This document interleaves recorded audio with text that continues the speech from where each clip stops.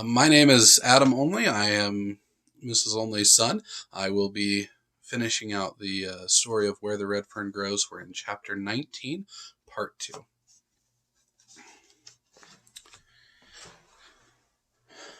I wasn't even thinking about little Anne at that moment. I knew she was all right. I'm thankful I've still have her, I said. But how can I forget old Dan? He gave his life for me.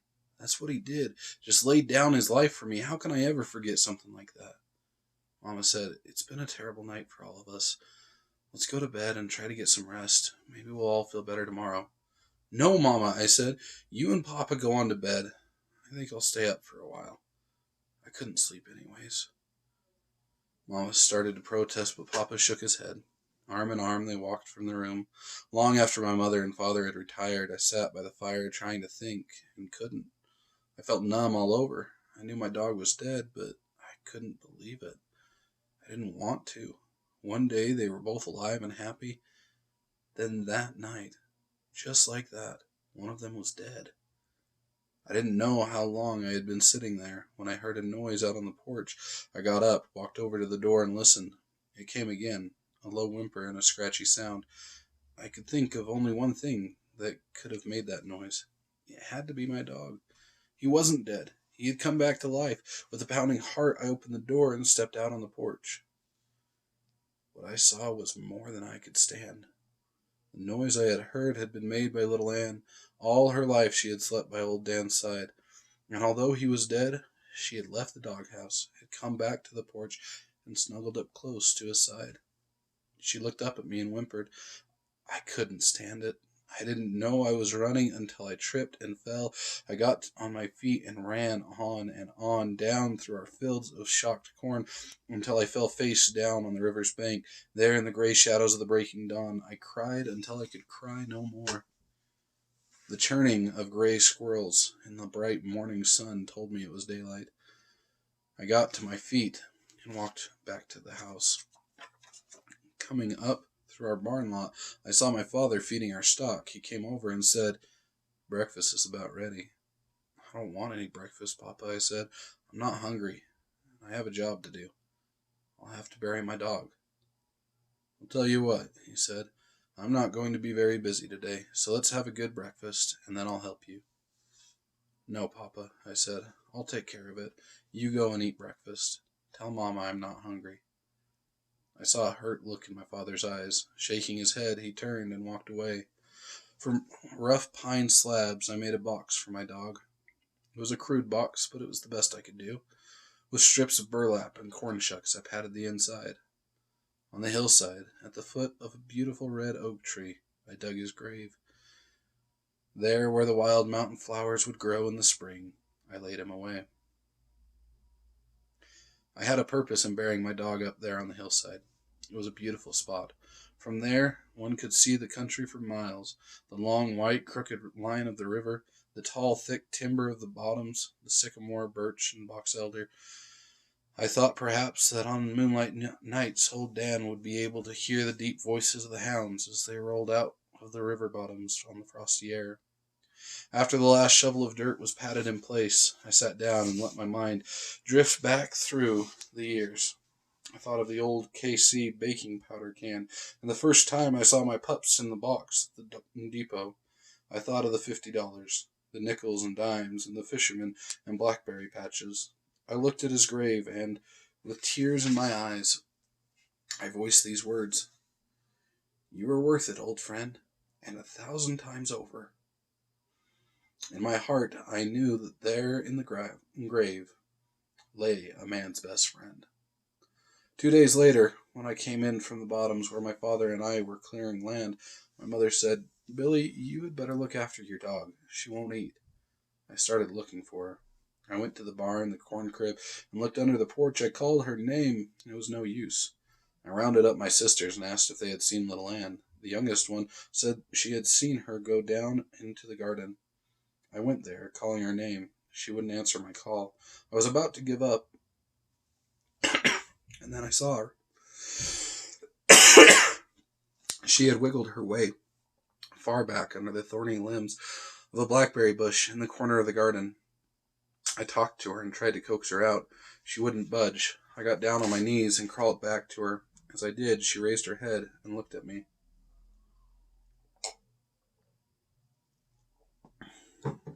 Her eyes told the story. They weren't the soft gray eyes I had looked into so many times. They were dull and cloudy. There was no fire, no life. I couldn't understand. I carried her back to the house. I offered her food and water. She wouldn't touch it. I noticed how lifeless she was. I thought perhaps she had a wound I had overlooked. I felt and probed with my fingers. I couldn't find nothing. My father came and looked at her. He shook his head and said, "Billy, it's no use. The life has gone out of her. She has no will to live." He turned and walked away. I couldn't believe it. I couldn't. With eggs and rich cream, I made a liquid. I pried her mouth open and poured it down. She responded to nothing I did. I carried her to the porch and laid her in the same place I had laid the body of old Dan. I covered her with gunny sacks. All through the night, I would get up and check on her. Next morning, I took warm, fresh milk, and again I opened her mouth and fed her. It was a miserable day for me. At noon, it was the same. My dog had just given up. There was no will to live. That evening, when I came in from the fields, she was gone. I hurried to my mother. Mama told me she had seen her go up the hollow from the house, so weak she could hardly stand. Mama had watched her until she had disappeared in the timber. I hurried up the hollow, calling her name. I called and called. I went up to the head of it, still calling her name and praying she would come to me. I climbed out onto the flats, looking, searching, and calling. It was no use. My dog was gone. I had a thought, a ray of hope. I just knew I'd find her at the grave of old Dan. I hurried there. I found her lying on her stomach, her hind legs stretched out straight, and her front feet folded back under her chest. She had laid her head on his grave. I saw the trail where she had dragged herself through the leaves. The way she lay there, I thought she was alive. I called her name. She made no movement. With the last ounce of strength in her body, she had dragged herself to the grave of old Dan. Kneeling down by her side, I reached out and touched her. There was no response, no whimpering cry or friendly wag of her tail. My little dog was dead. I lay her head in my lap, and with tear-filled eyes gazed up into the heavens. In a choking voice I asked, "Why did they have to die? Why must I hurt so? What have I done wrong?" I heard a noise behind me. It was my mother. She sat down and put her arm around me. "You've done no wrong, Billy," she said. "I know this seems terrible, and I know how it hurts, but at one time or another everyone suffers. Even the good Lord suffered while he was here on earth." "I know, Mama," I said, "but I can't understand it. It was bad enough when old Dan died. Now little Ann is gone, both of them gone, just like that." "Billy, you haven't lost your dogs altogether," Mama said. "You'll always have their memory. Besides, you can have some more dogs." I rebelled at this. "I don't want any more dogs," I said. "I won't ever want another dog. They wouldn't be like old Dan and little Ann." "We all feel that way, Billy," she said. "I do especially. They fulfilled a prayer that I thought would never be answered." "I don't believe in prayers anymore," I said. "I prayed for my dogs, and now look, both of them are dead." Mama was silent for a moment. Then, in a gentle voice, she said, "Billy, sometimes it's hard to believe that things like this can happen, but there's always an answer. When you're older, you'll understand better." "No, I won't," I said. "I don't care if I'm 100 years old. I'll never understand why my dogs had to die." As if she were talking to someone far away, I heard her say in a low voice, "I don't know what to say. I can't seem to find the right words." Looking up to her face, I saw that her eyes were flooded with tears. "Mama, please don't cry," I said. "I didn't mean what I said." "I know you didn't," she said as she squeezed me up tight. "It's just your way of fighting back." I heard the voice of my father calling to us from the house. "Come now," Mama said. "I have supper ready, and your father wants to talk to you. I think when you've heard what he has to say, you'll feel better." "I can't leave little Ann like this, Mama," I said. "It'll be cold tonight. I think I'll carry her back to the house." No, I don't think you should do that, Mama said. Your sisters would go all to pieces. Let's make her comfortable here. Raking some dead leaves into a pile, she picked little Anne up and laid her in them. Taking off my coat, I spread it over her body. I dreaded to think of what I had to do on the morrow. My father and sisters were waiting for us on the porch. Mama had told them the sad story. My sisters broke down and started crying. They ran to Mama and buried their faces in her long cotton dress. Papa came over and laid his hand on my shoulder. Billy, he said, there are times in a boy's life when he has to stand up like a man. This is one of those times. I know what you're going through and how it hurts, but there's always an answer. The good Lord has a reason for everything he does. There just couldn't be any reason for my dogs to die, Papa, I said. There just couldn't. They hadn't done anything wrong. Papa glanced at Mama. Getting no help from her, he said, it's getting cold out here. Let's go in the house. I have something to show you. Guess what we're having for supper, Mama said as we turned to enter the house. Your favorite, Billy, sweet potato pie. You'll like that, won't you? I nodded my head, but my heart wasn't in it. Papa didn't follow us into the kitchen. He turned and entered his bedroom. When he came into the room, he had a small shoebox in his hand. I recognized the box by the bright blue ribbon tied around it. Mama kept her valuables in it. A silence settled over the room. Walking to the head of the table, Papa set the box down and started untying the ribbon. His hands were trembling as he fumbled with the knot. With the lid off, he reached in and started lifting out bundles of money. After stacking them in a neat pile, he raised his head and looked straight at me. Billy, he said, you know how your mother has prayed that someday we'd have enough money to move out of these hills and into the town so that you children could get an education? I nodded my head. Well, he said in a low voice, because of your dogs, her prayers have been answered. This is the money earned by old Dan and little Ann. I've managed to make the farm feed us and clothe us, and I've had saved every cent of your furs brought in. We now have enough. Isn't it wonderful, Mama said. It's just like a miracle. I think it is a miracle, Papa said. Remember, Billy said a prayer when he asked for his pups, and then there were your prayers. Billy got his pups. Through those pups, your prayers were answered. Yes, I'm sure it is a miracle. If he gave them to me, then why did he take them away? I asked. I think there's an answer for that, too, Papa said. You see, Billy, your mother and I had decided not to separate you from your dogs. We knew how much you loved them. We decided that when we moved to town, we'd leave you here with your grandpa for a while. He needs help anyway, but I guess the good Lord didn't want that to happen. He doesn't like to see families split up. That's why they were taken away. I knew my father was a firm believer in fate. To him, everything that happened was the will of God. And in his Bible, he could always find the answers. Papa could see that his talk had had very little effect on me.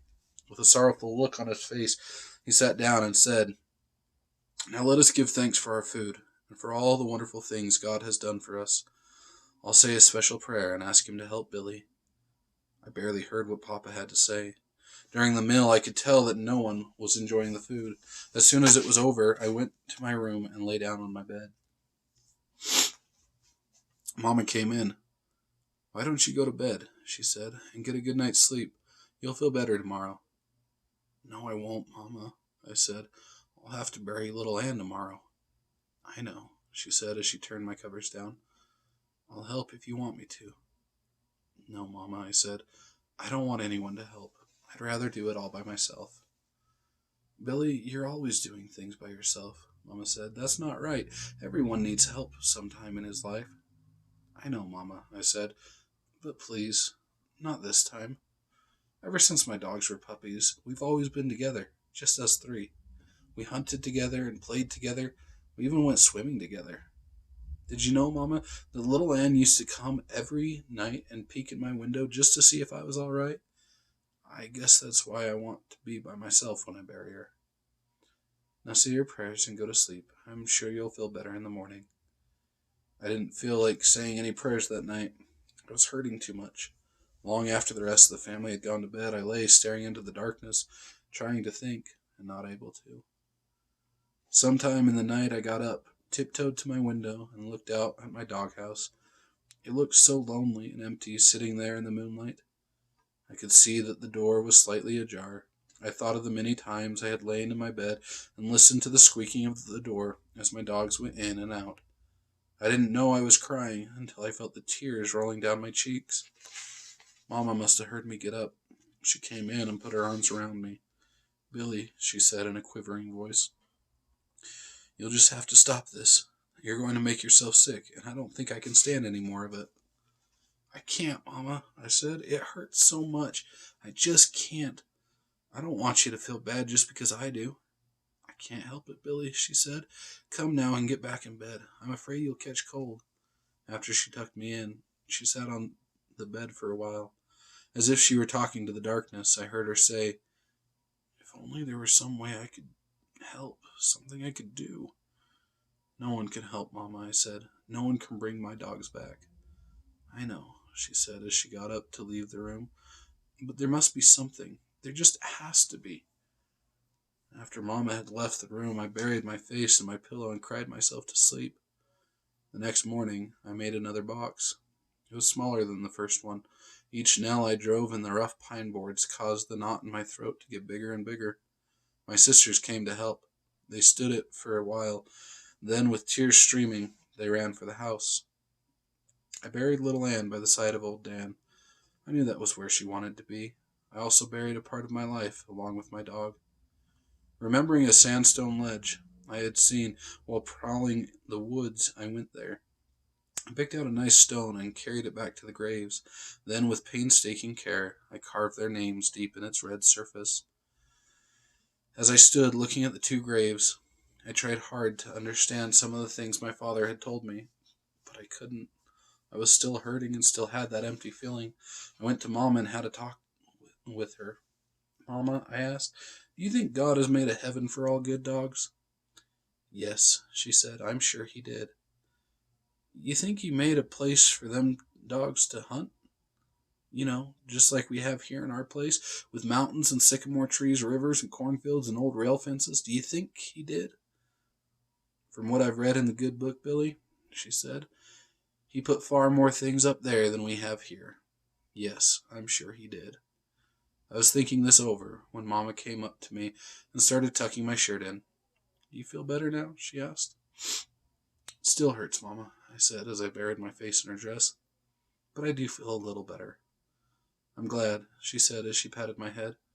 "I don't like to see my little boy hurt like this." It's the end of chapter 19.